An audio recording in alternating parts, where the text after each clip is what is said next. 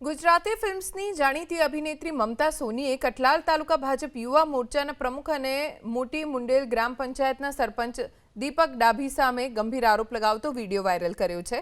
વિડીયોમાં મમતા સોનીએ કાર્યક્રમોની નક્કી કરેલી રકમ ન ચૂકવવા ઉપરાંત ઉઘરાણી કરતા જાનથી મારી નાખવાની ધમકી આપવામાં આવી હોવાનો આરોપ લગાવ્યો।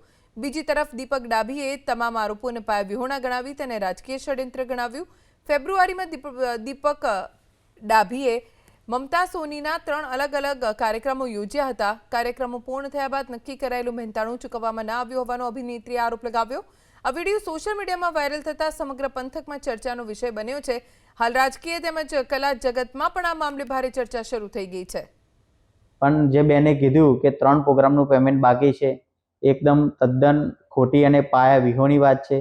જે મેં બેનને પેમેન્ટ ટ્રાન્સફર કરેલું હતું એના મારી પાસે સ્ક્રીનશોટ પણ છે, ગૂગલ પેથી ટ્રાન્સફર કર્યા હતા એના।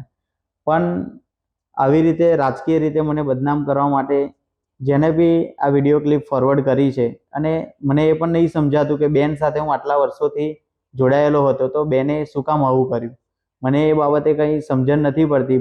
મામલો ખાલી 25 થી 30 હજારનો હોય અને એમ બી આજુબાજુના પંથકના લોકોને ખબર છે કે 30 હજાર માટે સરપંચશ્રી કોઈનું કોઈ દિવસ પેમેન્ટ બાકી ના રાખે।